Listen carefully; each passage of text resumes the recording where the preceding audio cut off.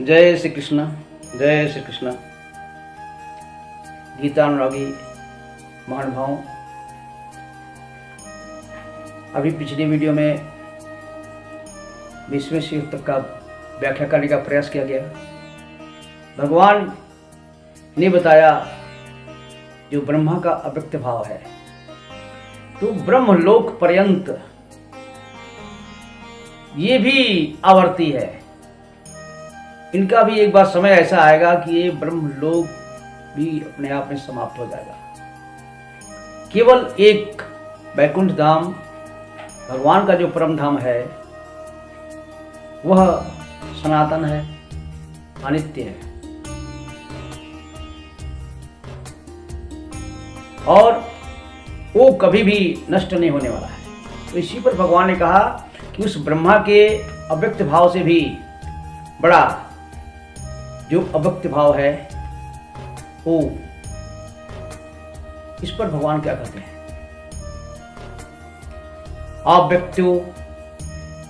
अव्यक्तो इत्यक्षर इत्यस्ताहु परमां गतिम जम प्राप्य न निवर्तन्ते तद्धाम परमं मम। वो उस ब्रह्म से भी परे विलक्षण जो अव्यक्त भाव है, जिसको अक्षर नामक अव्यक्त भाव कहते हैं, और वह अक्षर नामक अव्यक्त भाव ही परम गति है। और इस परम भाव अक्षर भाव को पा करके यम प्राप्त निवर्तन्ते, वहां पर जो पहुंच गया वो न निवर्तन्ते, फिर तो आना जाना नहीं होता है। ये बार बार स्वर्गलोक में कोई जाएगा पुण्यात्मा, वो भी तो छेड़े पुड़े मृत्यु लोकम विशंति, पुणे छीण हो जाएगा, वापस आएंगे। ब्रह्मलोक पर्यंत तक ये आवर्ती है। जब भी कोई आप सकाम कर्म करेंगे और ये संसार में बंधे रहेंगे, तब तक तो ये हमारा तो आना और जाना लगा रहेगा। इस पर भगवान क्या कहते हैं? पुरुषः परमो पार्थ भक्त्या लभ्यसु अनन्या यशांत अस्थानि भूतानि। क्या हुआ? ये परम पुरुष जो दिव्य पुरुष है और जिसके अंतःकरण में ही विश्व के सारे जीव उपस्थित हैं और जिनसे ये सारा संसार व्याप्त है, कण कण में वो अविनाशी परमात्मा स्थित है। वो हर जगह है। उससे येन सर्वमिदं ततम्, उसी अव्यक्त भाव परम ब्रह्म से ये सारा ब्रह्मांड व्याप्त है।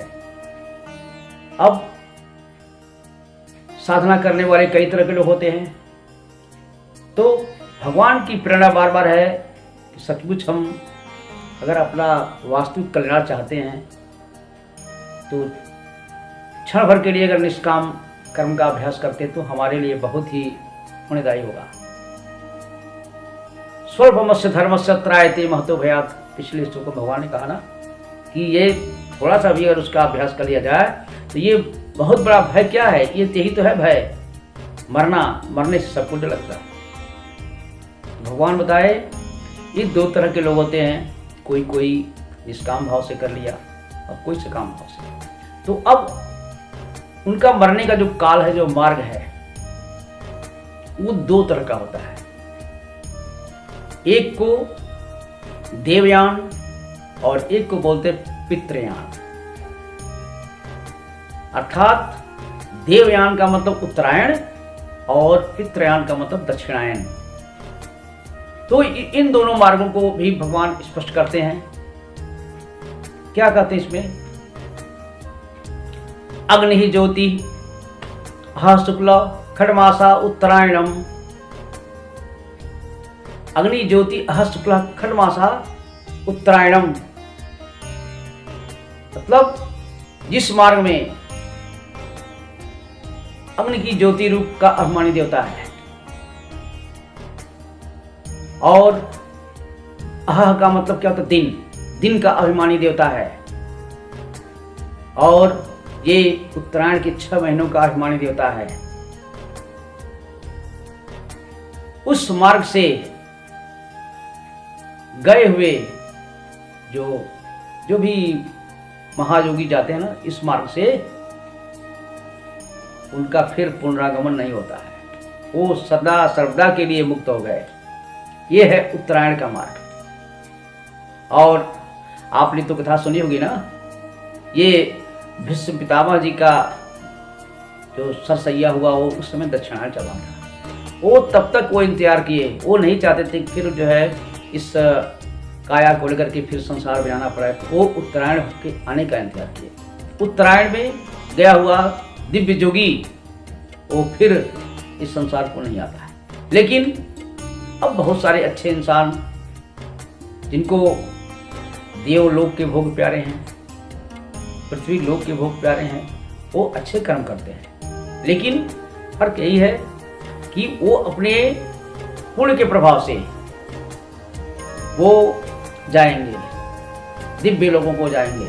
जैसा ऐसा कर्म किया वो दिव्य लोगों को जो है जाएंगे। लेकिन फिर क्या होगा? ये जब उनका पुण्य काल खत्म हो जाएगा तो फिर उनको जो है यहीं पर आना पड़ेगा। और इस प्रकार भगवान कहते हैं ये आज से नहीं, ये अनादिकाल से चलता रहा है। ये देवयान और पितृयान का मार्ग है और ये चलता रहेगा। जब तक ये ब्रह्मांड है तब तक चलता रहेगा। और इस पर भगवान कहते हैं नैते श्रुति पार्थ जानन जोगी मोहित कंचना। इस प्रकार इस रहस्य को जान करके योगी लोग इसमें मोहित नहीं होते हैं। तस्मात् सर्वेषु कालेषु योग युक्तो भवार्जुन। हे अर्जुन,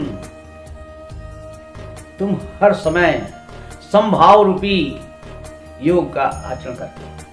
जब ये योग का परिभाषा तो भगवान ने बताया था दूसरे अध्याय में, समत्तम योग उच्यते।